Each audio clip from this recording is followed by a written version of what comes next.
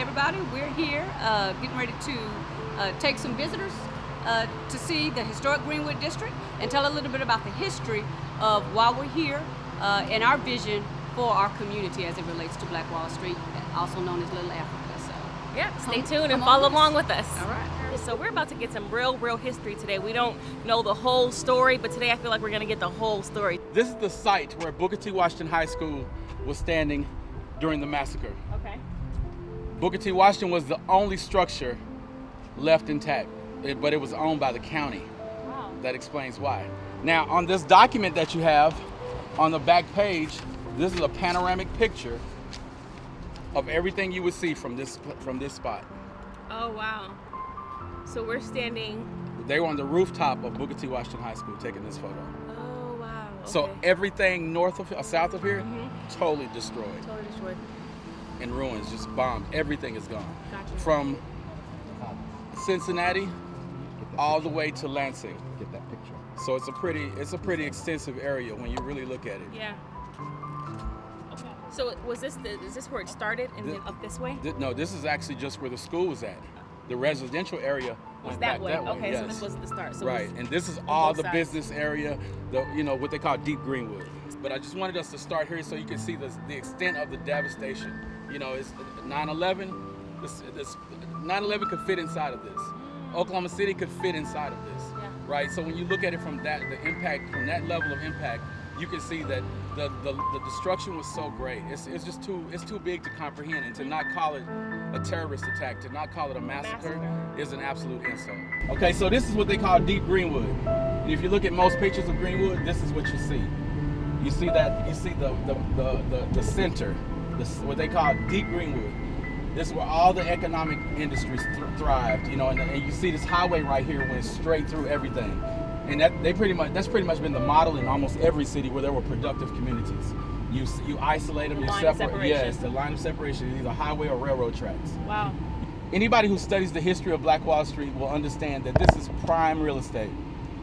Prime real estate. So you have a bustling black community in the middle of prime real estate, and you have a rail system going straight through it, right? The potential, when you look at a city planner and they say, okay, let's plan 40 years out, they're looking at that and saying, man, if these people plan 40 years from now, Black Wall Street will be the absolute mecca. New York City would be nothing.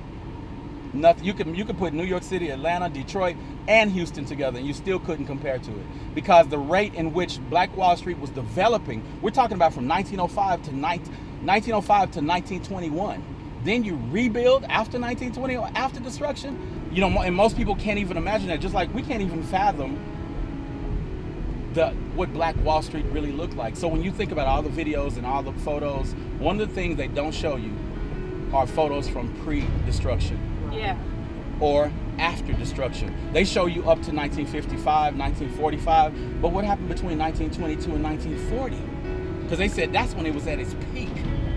Okay, so the times when Black Wall Street is at its peak, the blueprint is what's missing. So they don't show you what happened prior to 1921, because that's the magic. That's the blueprint. They don't show you after the destruction, because that's the magic, right? Because what that's telling you is you can experience collective trauma and still come out of it. But when we saw the photos, those photos are now in the Smithsonian.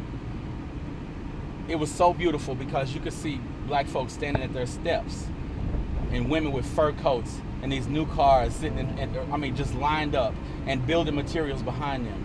And I was just thinking, wow, they're basically saying we're untouchable. No matter what you do, there's nothing we didn't experience worse than enslavement for over 400 years. If you can top that, then we might listen. But the bombing of Black Wall Street, it can't compare to what those people collectively saw in the slave experience.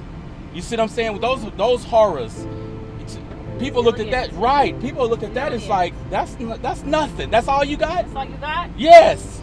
You got to do better, because we're going to rebuild, right? But then the trauma comes much later, when they say, okay, we can't break them, let's break the children, let's break the grandchildren. Now here's a profound story. Get a shot of that hill right there.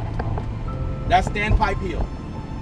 Now what you'll read in the history books is that white men got a hold of that hill, even the National Guard, and took a Gatling gun and shot at Mount Zion, because they said that there was a machine gun in the peak of Mount Zion.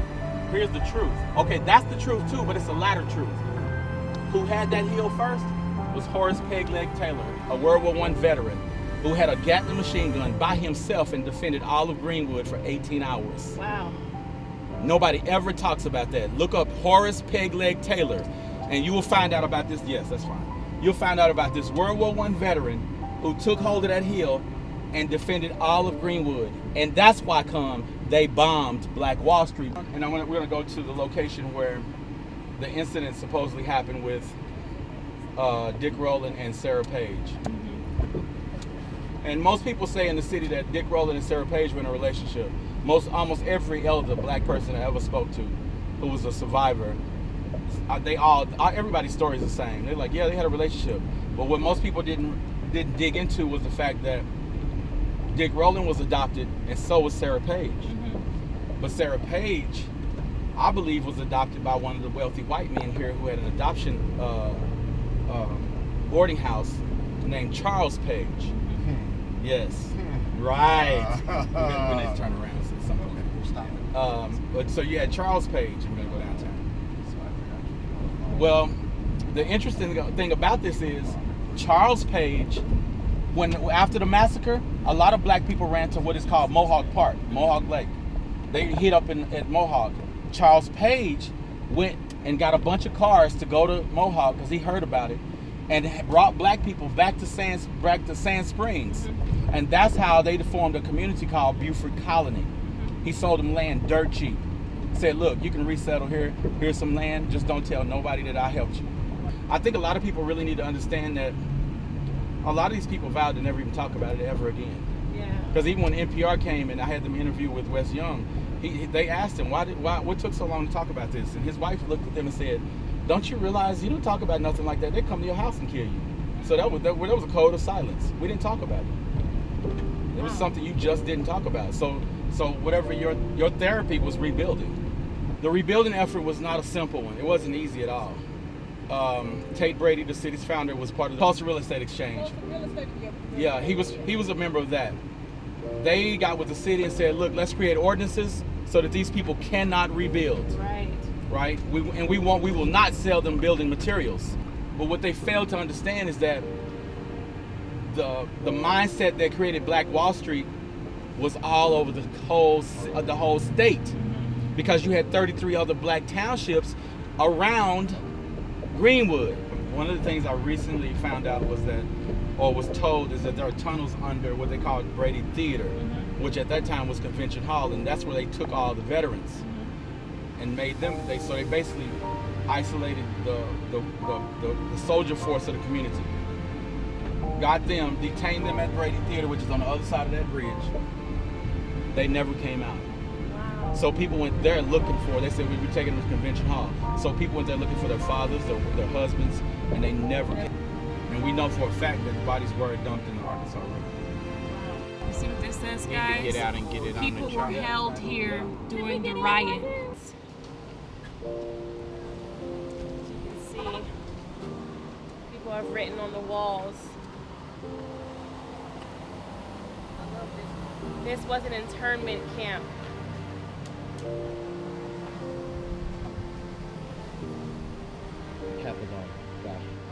This government's alive.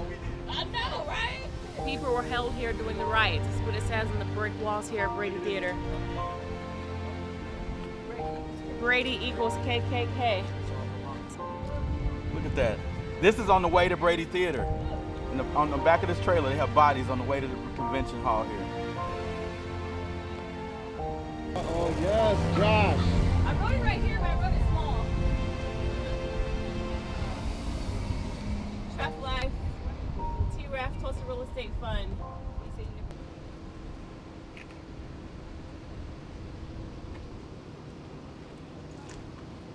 That's crazy. They knew we were coming today. They knew we were coming today. The spirit is with us. The ancestors are with us today. This doesn't happen. It doesn't. The universe doesn't lie. The energy doesn't lie. This does not happen. This is how you know where this is power. Power, power, power.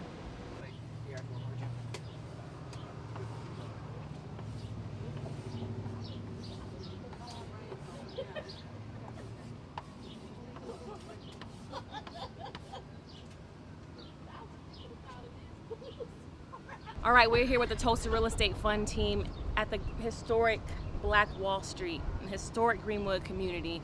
Today, I'm feeling the spirit. The ancestors are with us. Some amazing, amazing things are happening. Today, I'm understanding even clearer why group economics is so important. Why circulating the black dollar in the black community is so important. Our dollar is so powerful, and the rest of the world knows that. That's why we have to understand finances. That's why we have to understand investing. That's why we have to really grasp and understand the power of our dollars, what our dollars truly mean, because the rest of the world understands it. The Black Wall Street taught us, it gave us the blueprint of what works for us. All we got to do is model it. We don't have to make any changes to it. We simply model it.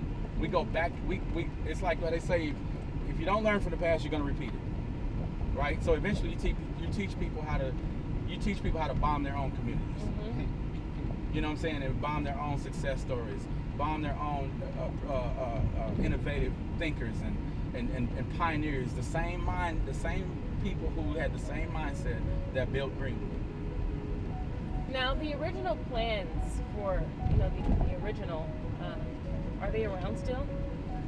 The original plans for Black Wall Street, the blueprint, the business plan? No, because the plan was mostly here.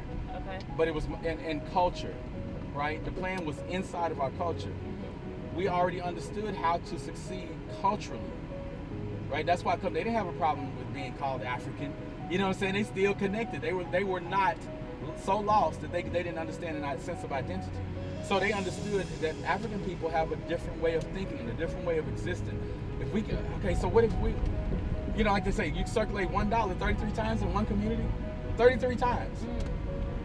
Okay, that the sense of pride, the sense of community is enhanced in that very idea. Like, whoa, I just made this investment last week and I'm seeing it again in my own face. That's so reassuring, right? Because your insurance policy is inside your politics, your culture, your way of thinking, your ideologies. Everything is in place. So the blueprint looked like what? Number one, land is power. That's what everybody who came after that tried to tell us. Malcolm even said it often. Mm-hmm. Land is power. If you don't own land, you own nothing. Right? I'm working with a filmmaker right now. We're working on making a film about Black Wall Street. One of the things, another friend of mine, Marcus Noel, with he was number 30 on the Forbes list, young brother, entrepreneur. We were just talking the other day. He said, the kind of film I want to make, I don't want to be. Black Panther was great, but the problem is Black Panther is owned by Marvel. Yeah, Marvel and Disney. Right. So he said, that's not what I want to create. I want to create something that so belongs to me, that so belongs to our community, that so belongs to us, that the level of ownership is like Black Wall Street on film. Well, that's exactly what we're doing to Tulsa Real Estate Fund. Exactly. For us, by us. Right. So it's just now, it's the conditioning. It's changing going back to the culture. It's changing the psychology